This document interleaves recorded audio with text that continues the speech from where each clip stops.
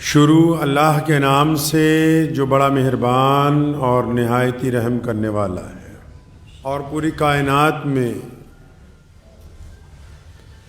سب سے پہلا جو گناہ سرد ہوا، جو غلطی کی گئی،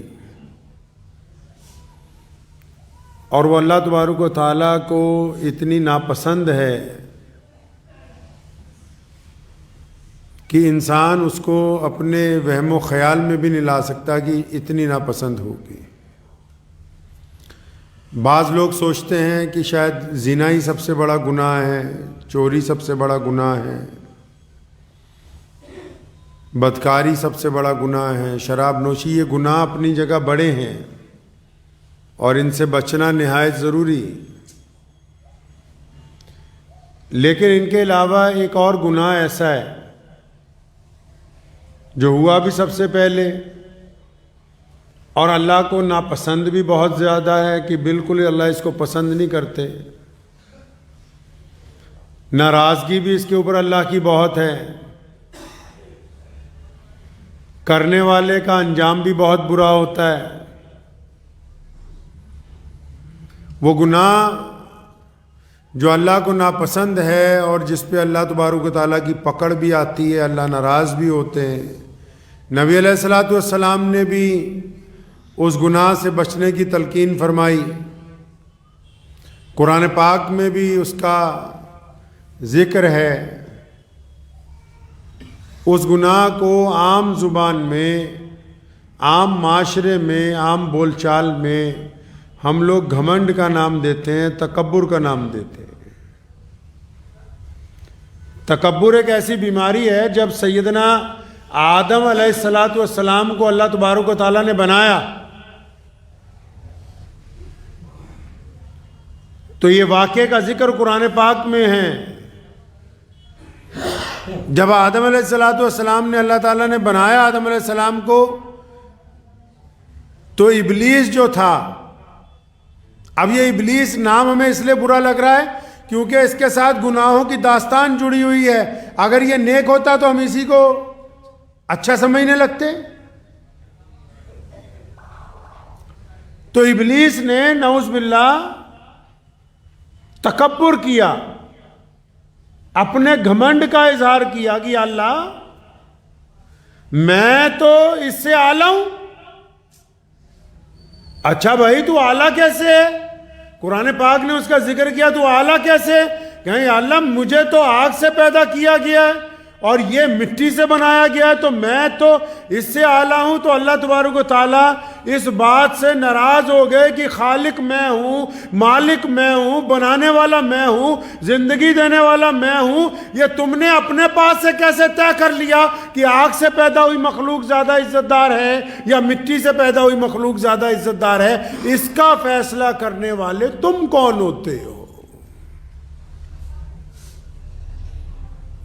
اب اتنی سی غلطی تھی، اس نے تو سمجھا ہوگا کہ یہ کوئی ایسی بڑی غلطی نہیں ہے، کوئی چوری تو نہیں کرنے لگا، ڈاکہ تو نہیں ڈالنے لگا، بے ایمانی تو نہیں کرنے لگا، اللہ کی وحدانیت کا انکار تو نہیں میں کر رہا ہوں۔ لیکن جب یہاں تکبر میں آ کے اللہ تبارک و تعالیٰ کے حکم کو نہ مانا اور غرور کر لیا اپنے آپ پر، قرآن پاک میں اس کے لفظ درج ہیں کہ کہنے لگا کہ میں تو اس سے اعلیٰ ہوں۔ اب جب اپنے آپ کو اعلیٰ سمجھنے لگا تو اللہ تبارک و تعالیٰ نے جو وہاں سے اس کو دھتکارا ہے، وہاں سے جو نکالا ہے، تو پھر فرشتوں کی مجلس میں سے بھی گیا، سرداری بھی گئی، عزت بھی گئی، ریاضتیں بھی گئیں، نمازیں بھی گئیں، سارا کا سارا حسن بھی گیا، اخلاق بھی گیا، کردار بھی گیا، اور حکم ہو گیا کہ قیامت والے دن تک ایسے ہی رہے گا تو۔ انسان کو بنانے کا ذکر ہے نا قرآن پاک میں، اور اتنی سمجھ تو ہم سب رکھتے ہیں۔ انسان کی جب تخلیق ہوتی ہے، جب انسان پیدا ہوتا ہے، تو پانی کے ایک گندے قطرے کے ساتھ انسان کو وجود دیا اللہ تبارک و تعالیٰ نے۔ اگر کپڑوں کو لگ جائے تو ہم کہتے ہیں کہ کپڑوں پر نجاست لگ گئی کہ ان کو پاک کرنا ہے، نماز نہیں ہوگی۔ تو وہ بندہ جب تکبر کرتا ہے، آپ ایسے ہی اندازہ لگائیں، ایک عام سی مثال لے لیجئے کہ آپ کے پاس کوئی 100 گز کا، 200 گز کا، 1000 گز کا پلاٹ پڑا ہو، آپ کا کوئی دوست رشتہ دار مانگے کہ یار مجھے یہاں ایک فنکشن کرنا ہے، ایک پروگرام کرنا ہے، 2-4 گھنٹے کے لیے، 1-2 دن کے لیے دے دو، اور وہ لے تو اپنی مرضی سے اگر وہ وہاں 1-2 دیواریں کھڑی کر دے، اپنی مرضی سے وہاں 2-4 کھڈے کھود لے، تو جب دوسرے دن آپ کو واپس ملتا ہے تو آپ کا تو بلڈ پریشر ہائی ہو جاتا ہے کہ یہ میری زمین پر تم نے کیا کیا؟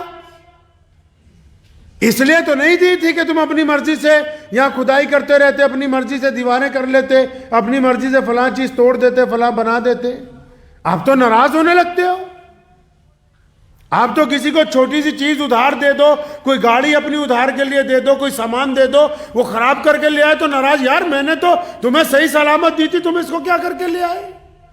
آپ کے ہاتھ سے چاہے وہ ٹوٹ جائے، آپ کے ہاتھ سے چاہے وہ برباد ہو جائے، آپ کو کوئی فرق نہیں۔ اور کوئی دوسرا جس کو عاریتاً دی گئی ہو، وہ ادھار دی گئی ہو، وہ اس میں کچھ رد و بدل کرنے لگے تو بندہ ناراض ہو جاتا ہے۔ تکبر تو بہت اچھی چیز ہے، اللہ تعالیٰ کا نام ہے،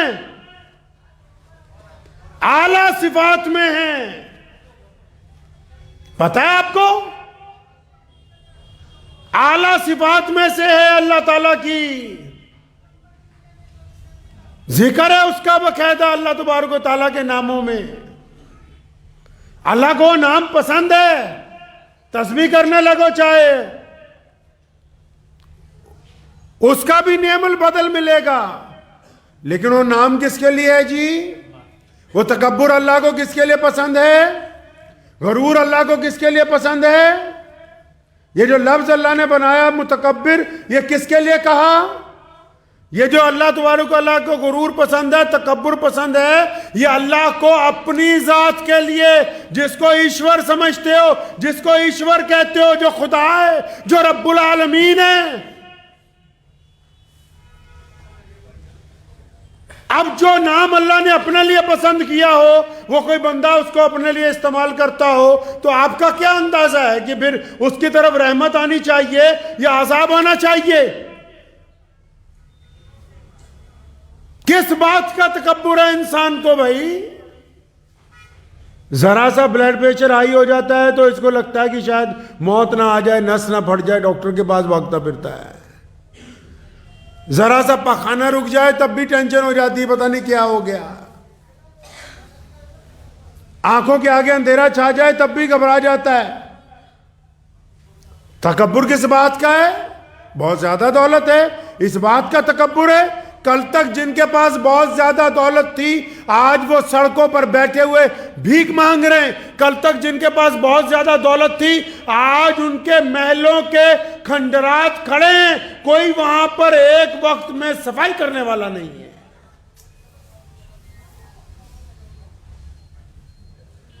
بادشاہ اکبر کی جو بیگم تھی، شاہجہاں کی بھی جو بیگم تھی، جب دربار لگتا تھا بادشاہ کا، عدالت لگتی تھی، وہ لوگوں کو فیصلے کرتا تھا، سزائیں سناتا تھا، تو بیگم پردے کے پیچھے بیٹھی ہوتی تھی۔ دریائے جہلم کے کنارے اس کا مزار ہے اب بھی، اور وہاں کوئی نہیں ہے، آج ویرانہ ہے، جانور بیٹھے ہوئے ہیں۔ اور اس عورت کی یہ تاریخ ہے کہ اگر بادشاہ نے کہا کہ کسی کو پھانسی دے دو تو اس نے صرف پردے کی کنی پکڑ کے جب ہلاتی تھی تو بادشاہ سمجھ جاتا تھا کہ بیگم اس فیصلے سے ناراض ہو گئی، فوراً قاضی کو کہتا تھا نہیں فیصلہ بدلو، اس کو پھانسی کی بجائے رہا کر دیا جائے۔ جن کے پردے کی کنی ہلانے سے لوگوں کے فیصلے تبدیل ہو جاتے تھے، آج ان کی قبریں جو ہیں ویران پڑی ہیں، وہاں پوچھنے والا کوئی نہیں ہے۔ کس بات کا تکبر؟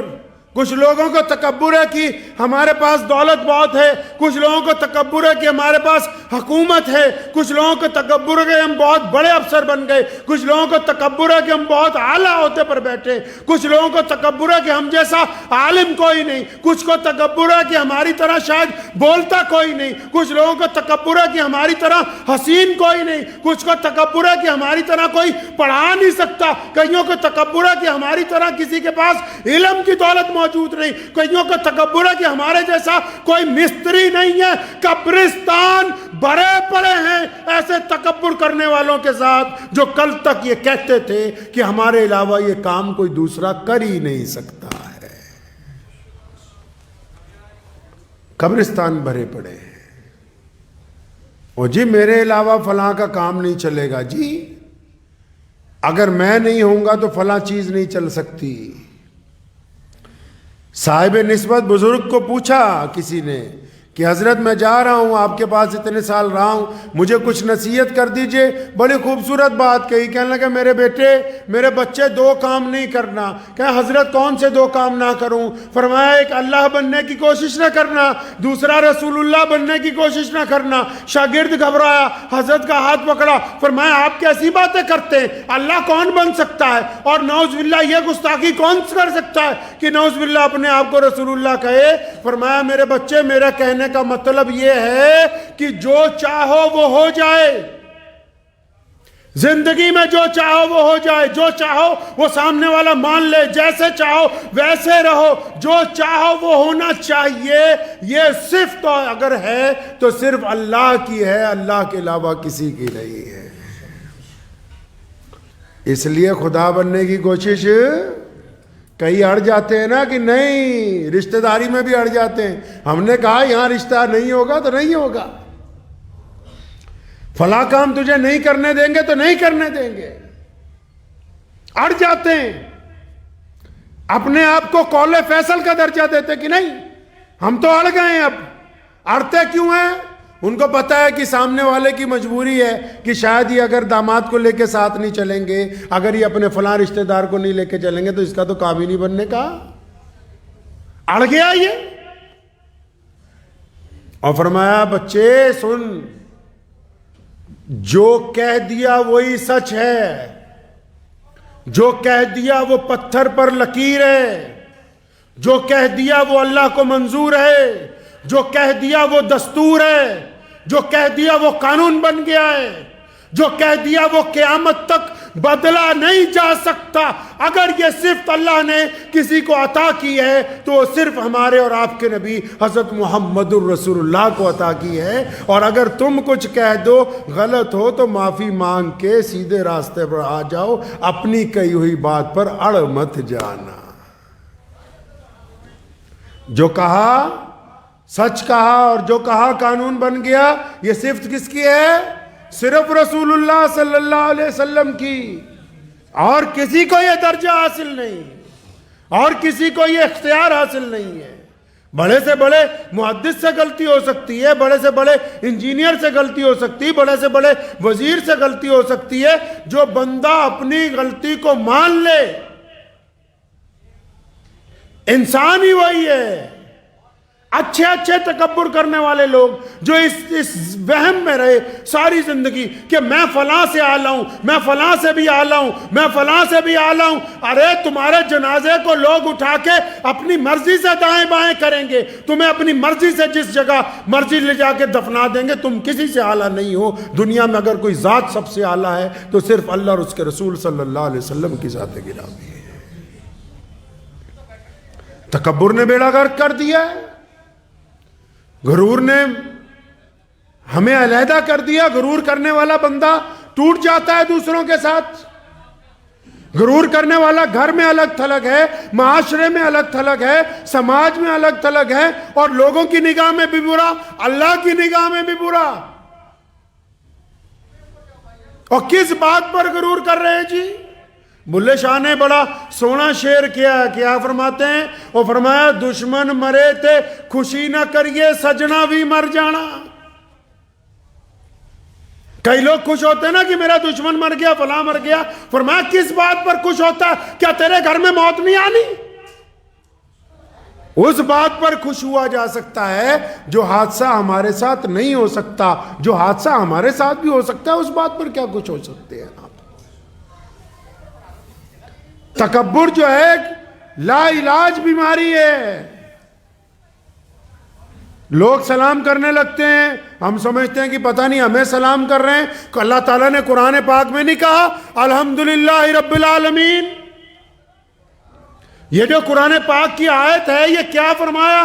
فرمایا تمام تعریفیں اس پالنہار کے لیے جو سارے جہانوں کا رب ہے۔ مطلب اگر کسی نے کہا کہ شفیع بھائی یہ کپڑے بہت اچھے لگ رہے، تو یہ شفیع کی تعریف نہیں ہے، یہ اللہ کی تعریف ہے کہ اس نے اس کو اس قابل بنایا کہ اس نے بہترین لباس پہنا۔ یہ تعریف در حقیقت اس انسان نہیں، کیونکہ ساری تعریفیں ہیں ہی اللہ کے لیے۔ عمارت اگر خوبصورت ہے تو یہ اللہ کی توجہ کی وجہ سے خوبصورت ہے، اس کے کرم کی وجہ سے خوبصورت تعمیر کی گئی ہے۔ یہ اللہ تبارک و تعالیٰ نے اس مصور کے دماغ میں بات ڈالی، تب یہ فن اترا ہے اس کا اینٹوں کے اوپر، ورنہ یہ اتر نہیں سکتا تھا۔ وہ جب چاہے جس کی چاہے مت نہیں مار دیتا۔ لوگوں کو تو اپنے کپڑے پہننے کی تمیز نہیں رہتی۔ یہ فن تمہیں کس نے دیا کہ تم اچھا بولتے ہو، اچھا کھاتے ہو، اچھا پیتے ہو، بہترین انداز میں اٹھتے ہو، بہترین انداز میں لکھتے ہو، بہترین انداز میں ملتے ہو؟ یہ تمہارا فن نہیں ہے، یہ تمام تعریفیں تو اللہ کے لیے ہیں جس نے سارے جگ کو بنایا ہے۔ جب غرور آتا ہے نا اپنے مزاج میں، جب تکبر آ جاتا ہے ہمارے میں، پھر زوال شروع ہو جاتا ہے۔ زوال سمجھتے ہیں؟ یہ جتنی پوری دنیا میں، ہمارے ملک میں بھی دیکھو پرانے کھنڈر پڑے ہیں، کئی بڑی بڑی حویلیاں ویران پڑی ہیں، محل ویران پڑی۔ کیوں؟ جو ان محلوں میں رہتے تھے نا، دماغ میں فطور بھر گیا، اچھا اب ہمارے علاوہ تو کوئی ہے ہی نہیں۔ جب بندے کے پاس جوانی آتی ہو کہ یار میرے علاوہ کون ہے جو اتنا پاور میں ہو؟ دولت مند سوچتا ہے میرے علاوہ کون ہے جس کے پاس اتنا پیسہ ہے؟ عالم سوچتا ہے میرے علاوہ کون ہے جس کے پاس اتنا علم ہے؟ جب دماغ میں فطور آ جاتا ہے نا کہ اچھا میں ہی ہوں سب سے پرفیکٹ بندہ، تو پھر زوال شروع ہو جاتا ہے۔ اللہ کی جو چکی ہے نا خدا کی، وہ بڑی تیز نہیں چلتی، بڑی آہستہ چلتی ہے، لیکن اتنا باریک پیس دیتی ہے کہ پیچھے بچتا کچھ نہیں ہے، کچھ نہیں بچتا پیچھے۔ روٹی کے لالے پڑ جاتے ہیں۔ اقتدار والے دنوں میں اقتدار سے نیچے، نیچے والے اوپر۔ تکبر ایسی بیماری ہے۔ اللہ کو بندہ کون سا پسند ہے؟ اللہ نے جس کو عزت دی ہو، کھانا دیا ہو، کپڑے دیے ہوں، صحت دی ہو، ماں باپ دیے ہوں، کچھ بھی نعمتیں اللہ نے اس کو دی ہوں، تو نعمتوں کے بعد روزانہ جو بندہ اپنے رب کا شکر ادا کرتا ہو، اللہ کو شکر کرنے والا بندہ پسند ہے۔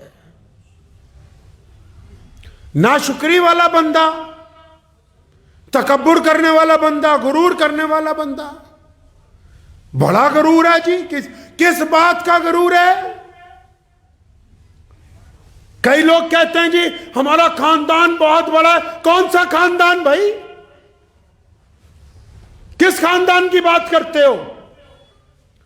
آدم علیہ السلام جب کائنات میں آئے، لکھا ہے ان کے بارے میں، خاندان تو ایک ہی ہے۔ آدم علیہ السلام اور اماں حوا کے سے آگے سے جب نسل چلی، اب کچھ لوگوں نے اپنا نام اپنی پہچان کے لیے الگ الگ برادریوں کی شکل میں رکھ لیا۔ اس کا مطلب یہ ہو گیا کہ تم دوسرے پر آ لاؤ۔ میرے کریم نبی کہیے صلی اللہ علیہ وسلم نے فرمایا، کسی گورے کو کسی کالے پر، کسی امیر کو کسی غریب پر، کسی عالم کو کسی جاہل پر کوئی فوقیت حاصل نہیں ہے۔ ہاں جی ہم بہت بڑے خاندان کے ہیں، نوح علیہ السلام کا بیٹا ان کے خاندان کا نہیں تھا؟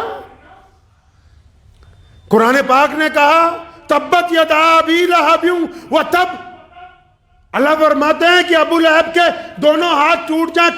کون ہے ابو لہب؟ محمد رسول اللہ کا چچا لگتا ہے رشتے کے اندر۔ خاندان میں وہ ہے جس نے رسول اللہ کی روایتوں کو مانا، جس نے اللہ اور اس کے رسول کے حکم کو مانا، ورنہ جو لوگ کل تک اپنے آپ کو محمد رسول اللہ کے رشتہ دار بتاتے تھے، قرآن نے ان کے لیے وحی نازل کر دی کہ خبردار اگر تم میرے کریم رسول کے خلاف بولو گے تو اللہ تبارک و تعالیٰ کو تمہارا وجود اچھا نہیں لگتا ہے۔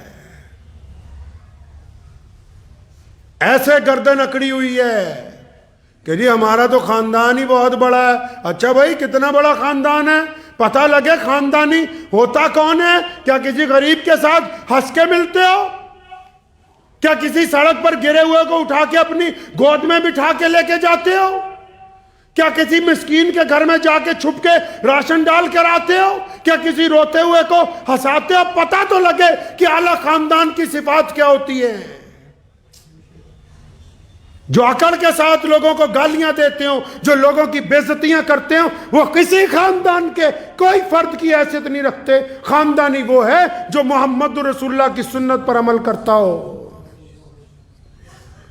جو غریبوں کے ساتھ ہمدردی کا وتیرہ رکھتا ہو، جس کے مزاج میں تکبر نہ ہو، جو لوگوں کے ساتھ لب و لہجے میں جس کے نرمی ہو، جس کو عاجزی پسند ہو، جو چھپ کر اپنے رب کی عبادت کرتا ہو، جو حلال اور حرام میں تمیز کو واضح کرتا ہو کہ نہیں جی ہمیں تو بڑا غرور ہے، ہم فلاں کے، کوئی فلاں فلوں کا نہیں۔ پیارے نبی حضرت محمد رسول اللہ نے اس کے قاعدے قانون طے کیے۔ حکم ہوا ہے کہ تکبر کی اسلام میں کوئی جگہ نہیں، لیکن فرمایا ہاں اعمال کے لحاظ سے اللہ کے نزدیک اچھے بن سکتے ہو۔ اچھا بننا گناہ نہیں ہے، بہادر بننا گناہ نہیں ہے، نیک بننا گناہ نہیں ہے، دیانتدار بننا گناہ نہیں ہے۔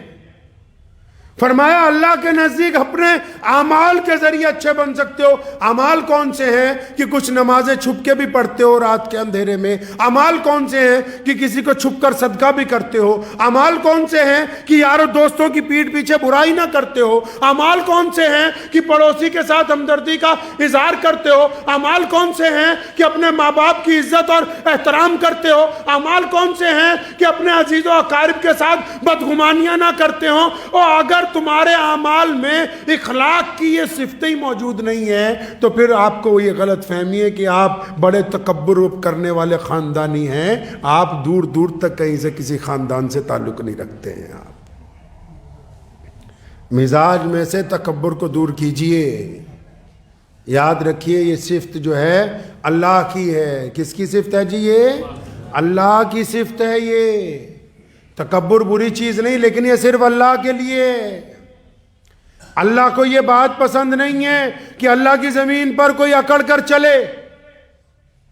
اللہ کو یہ بات نہیں پسند کہ اللہ کی زمین پر اللہ کے بندوں پر کوئی ظلم کرے۔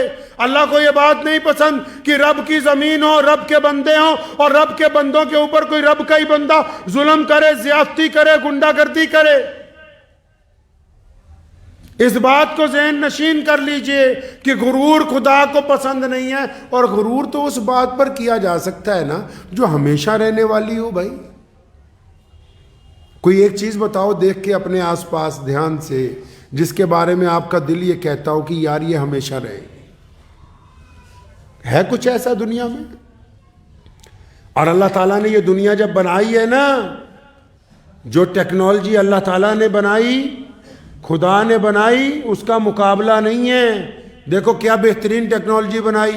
ایک بچہ جب پیدا ہوتا ہے بنا کپڑوں کے پیدا ہوتا ہے، بنا ساز و سامان کے، بنا کسی جائیداد کی ملکیت کے، ساری زندگی کروڑوں روپے کمائے، اربوں روپے کمائے، کوٹھیاں بنائے، محل بنائے، اقتدار کی کرسیوں پر بیٹھ جائے، بڑے بڑے جہاز خرید لے، لیکن جس دن موت آنی ہے اس کی کائنات میں سے ایک چیز نہیں لے کے جا سکتا ساتھ میں، خالی ہاتھ اس کو واپس جانا ہے۔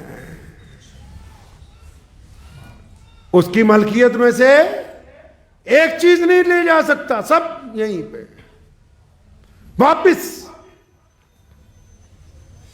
کیا پتا 1000 سال بعد، 100 سال بعد، ابھی 100 سال کے بعد ہم جن گھروں میں رہتے ہیں کون ان گھروں میں رہے گا؟ آپ کو پتا ہے؟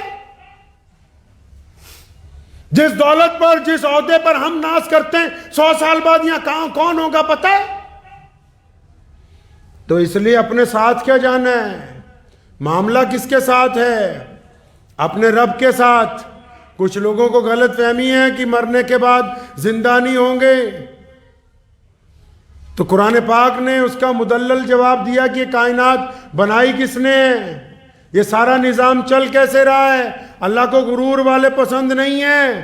نمرود نے کہا تھا نعوذ باللہ کہ میں تمہارے خدا کے خلاف لڑوں گا، اور پھر ایک فوج تیار کی، آسمان کی طرف تیر انداز بھیجے گئے کہ آسمان کی طرف پہاڑی پہ کھڑے ہو کے تیر چلاؤ کہ نعوذ باللہ خدا کو قتل کرنا ہے۔ کیا ہوا پھر؟ کیا ہوا کیا پھر؟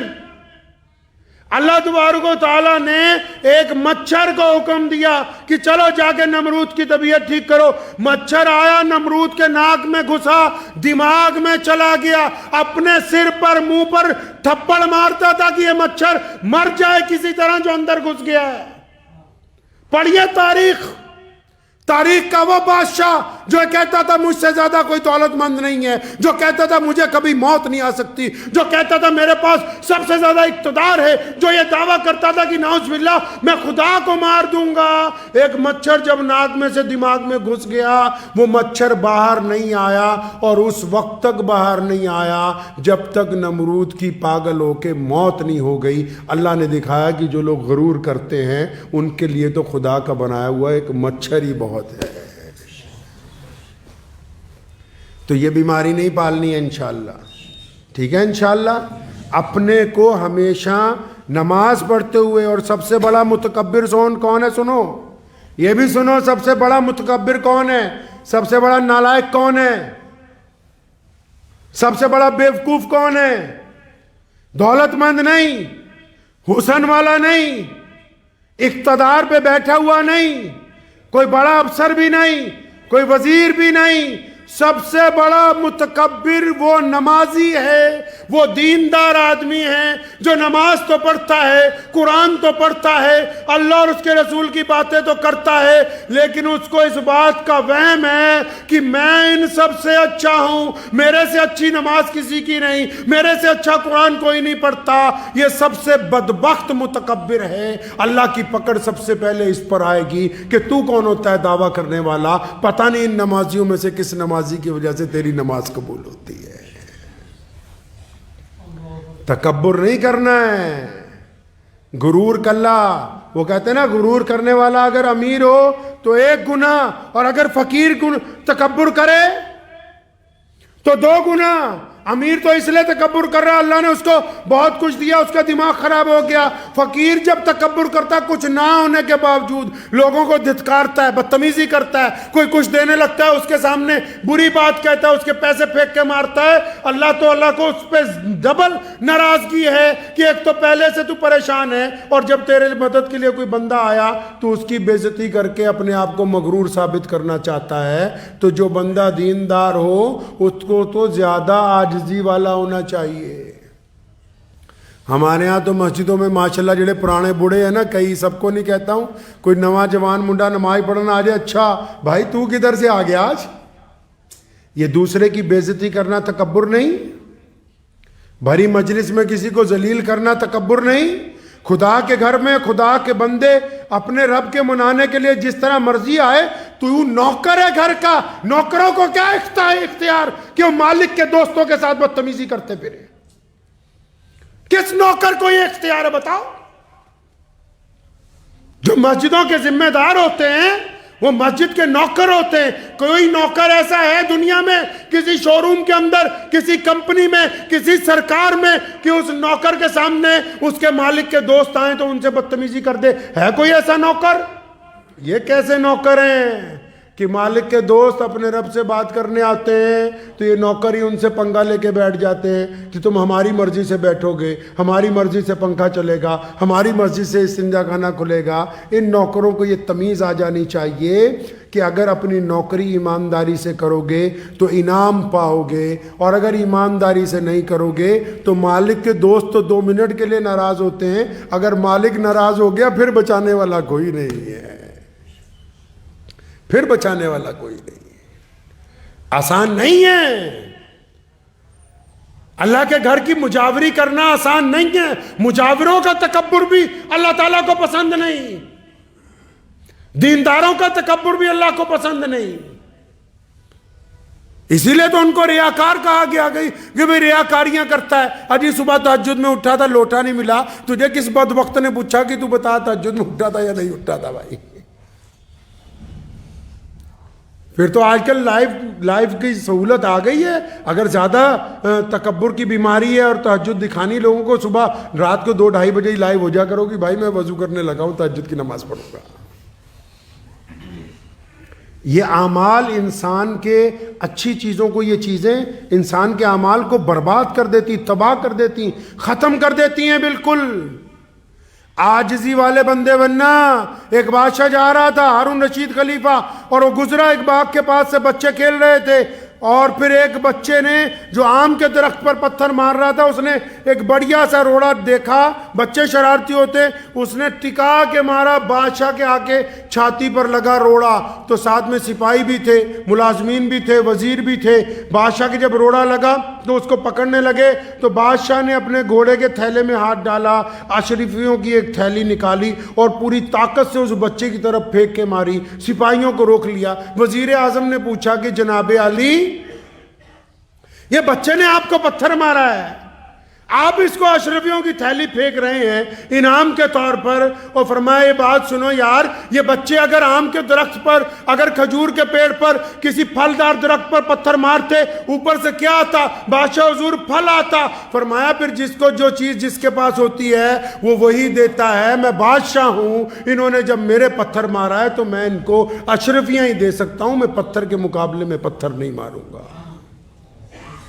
اس لیے بعض لوگوں کو آپ جب دیکھتے ہیں نا, ذرا سی بات پر گالی دیتے ہیں, ذرا سی بات پر بدتمیزی کرتے ہیں. چائے کے کپ میں اگر چائے ہوگی تو وہ چھلکے گی, دودھ ہوگا تو وہ چھلکے گا, زعفران ہوگا تو وہ چھلکے گا. یہ بھی چائے کا کپ ہے, یہ چھاتی ہماری چائے کا کپ ہے. جب کوئی دھکا مارتا ہے نا ہمیں, جو اس کے اندر ہے بس وہی نکلتا ہے. اس کے اندر محبت ہے, اس کے اندر رحم ہے, اس کے اندر اللہ کی دی ہوئی مہربانی ہے, اس کے اندر رسول اللہ کی سنتیں ہیں. تو یہ کہتا ہے کوئی بات نہیں بھائی صاحب, کوئی بات نہیں میرے بچے, کوئی بات نہیں اماں جی, کوئی بات نہیں بیٹا جی. اور اگر اس کے اندر غرور ہے, اس کے اندر تکبر ہے, اس کے اندر برائیاں ہیں, اس کے اندر حرام کا مال ہے, تو جیسے ہی تھوڑا سا دھکا لگتا ہے یہ تو بری بری گالیاں منہ سے نکالنے لگتا ہے. تو اس کا قصور نہیں ہے, جو اس کی چھاتی کے اندر ہے بس وہی نکل رہا ہے. چھاتی دھو کے صاف کر لو انشاءاللہ. اس میں عطر بھرے محمد رسول اللہ کے درود پاک کا, رسول اللہ کے درود پاک کا عطر بھریے. صبح شام درود شریف پڑھیں, غصہ بھی گیا, برکت بھی آ جائے گی, زبان میں سے گندگی بھی نکل جائے گی. صبح شام درود پڑھیے, تکبر بھی ختم ہو جائے گا. اللہ بہت نوازیں گے, کاروبار میں بھی, اولاد میں بھی, رزق میں بھی, ہر شے میں. ہر نماز کے بعد چلتے پھرتے, اٹھتے بیٹھتے, اگر کچھ بھی یاد نہ رہے تو بس اتنا یاد رکھنا ہے کہ کالی کملی والے پر درود پڑھنا ہے. لمبا درود نہیں پڑھ سکتے تو بس اتنا پڑھیے, صلی اللہ علیہ وسلم. اللہ نے چاہا اللہ آپ کو بھی اور آپ کے ساتھ والوں کو بھی اور درود پاک کی برکتوں سے اس بیماری سے بھی اللہ شفا عطا فرمائیں گے. وآخر دعوانا ان الحمدللہ رب العالمین.